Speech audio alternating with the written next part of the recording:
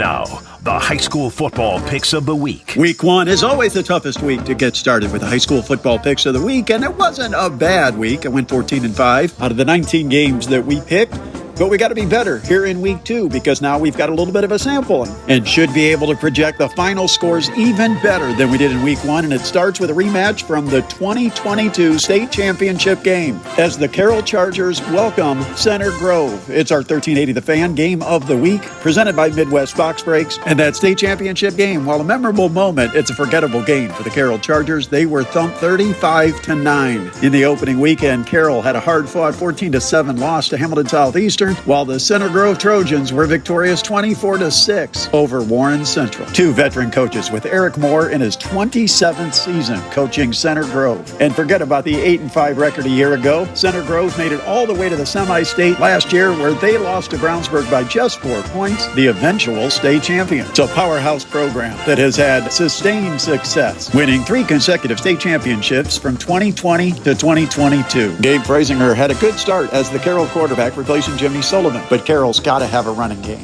Net negative yards on the ground in their opener against Hamilton Southeastern. They've got to find a way to balance the offense, even though getting the return of Jaden Van Pelt could be huge for the Chargers in this home opener. I like the Chargers to compete in this one, but I do think they fall short. I'm going to give Center Grove a 24-7 win over the Carroll Chargers. That idea is just the worst. After getting a 1-point win against Huntington North to open the season, Eastbrook moves into Zollner Stadium to take on the Concordia Cadets. Eastbrook will be too much for Concordia. The Cadets battled with Cecina for a while before falling short 48-28. I think Eastbrook ends up beating the Cadets 28-21. You must think I'm dumb, huh? Do you really want me to answer that? Snyder was steamrolled on the ground by Warsaw in week 1. East Noble pounded Wayne 35-0. This could be trouble for the Panthers. They could face an 0-2 start in non-conference play. East Noble's going to be pumped up for this one after falling short a year ago to Snyder at Spooler Stadium. There's no atmosphere quite like Kendallville on a Friday night of high school football, and it's going to be rocking this Friday, and the Panthers have to regroup. Snyder was too fast and athletic for East Noble a year ago. I'm not sure it'll be the case this year, but I still think that the Snyder Panther pride will step up and find a way to get a victory. I'm going with Snyder 21, East Noble 20. I probably look like a prize idiot and talk like one, too. The Homestead Spartans are in trouble after losing their starting quarterback, Michael White, to an extended injury, and he'll be out perhaps for the entire season. They'll take on a Noblesville Miller squad that beat Mount Vernon of Fortville 21-6 to open up the season. Noblesville will get it done once again. Even though a 1-9 record a year ago, they've got a better team this year, and they'll prove it at Homestead as the Spartans try to adjust with life without Michael White. Noblesville wins it over the Spartans, 28-17. What in the hell is wrong with you? The Northrop Bruins offense looked almost unstoppable against the New Haven Bulldogs. That aerial attack led by David Collison, too many weapons. They just spread it around the field and let those receivers go. I think they'll do the same thing against Huntington North, and they will roll over the Vikings 47-14. I don't know how to make sausage. I don't know what goes into sausage. But I do know how to build a football team. How about that win by Northside, getting a 21-7 victory in week 1 against Northridge? The Legends are at home to welcome New Haven, who was Northrop's victim 41-0 last week. Northside's going to find a way to prevail in this one, 35-6. You are not a man. You are a big fat joke. St. Joe's will move into Southside, making the trip down from the South Bend, Mishawaka area to take on the Archers. The Archers had a back-and-forth game. Defenses couldn't get stops in the first week loss to Marion. St. Joe can score points, and they'll pile them up against Southside. Give St. Joseph a 42-13 win over the Archers. You don't know squat, you stupid idiot! Saturday, the Bishop Luers Knights go to Andrean in what could be one of the biggest games in the state. Well, at least on Saturday. Yeah, there's not many high school football games on Saturday, but we'll go ahead and pick this one because we had a first-hand look at Bishop Luers in week 1. They lost to Leo 14-7, but I was impressed with Bishop Luers defensively, and I think that offensive line will start plowing some bigger holes for the pair of running backs that I think will be plenty capable, even though both are just sophomores. Let's give Luers a win in the region against Andrean, 27-14. Did you eat a lot of paint chips when you were a kid? Angola was able to win against DeKalb. Now they take on their second consecutive NE8 opponent when they visit Leo. The Lions got that opening win against Bishop Luers, and I don't think Leo will be stopped by the Hornets. It's the Purple Bowl, and this one goes to Leo. Lions 42, Angola 7. Why don't you stop talking for a while?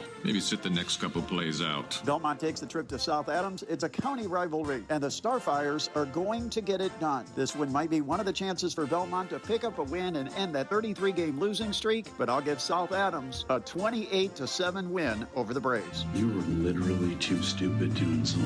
DeKalb, still stinging from that opening loss to Angola, will take the short trip to Garrett. Railroaders were impressive in a 7-0 loss in Week 1. I think that defense might be enough for Garrett to get a win over DeKalb. Let's go ahead and give the Railroaders a 26-10 win over the Barons. Is he all there? Like, mentally? I think so. He's just an odd guy. Columbia City is back at home. They'll take on the Plymouth Rockies. Plymouth got beat 20-3 in their opener against Tippecanoe Valley. The Highway 30 battle goes to Columbia City 38-7. I don't even know you, but I'm going to tell you that's dumb. We mentioned Adams Central got the 7-0 win over Garrett to open up the season, which last year the Flying Jets lost to the Railroaders. Eastside impressive in their victory over Woodland 38-6. Adams Central's going to have to get their offense going. They're not going to beat Eastside with just 7 points, but the Flying Jets will beat the Blazers 27-7. Let's say the average person uses 10% of their brain. How much do you use? 1.5%.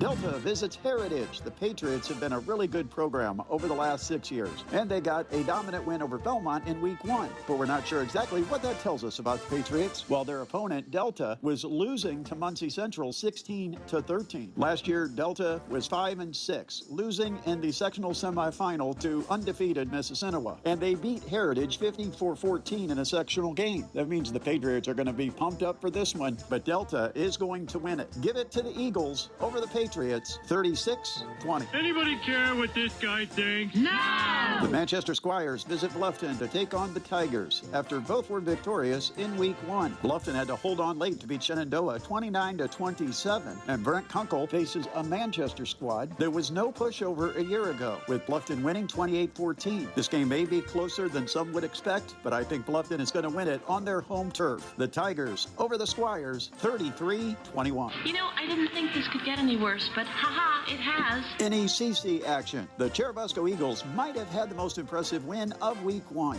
They absolutely dominated Bremen in Turtletown. Now they go up to take on a Lakeland squad that was throttled by South Bend St. Joe. This one could be a real fight all the way to the finish. Lakeland wins it over Cherubusco 27-22. Look at this idiot. One ball and no brains. The high school football picks of the week. You are one pathetic loser. Just when I think you've said the stupidest thing ever, you keep talking. And those are your high school football picks of the week. The simplest way to put it, I have problems.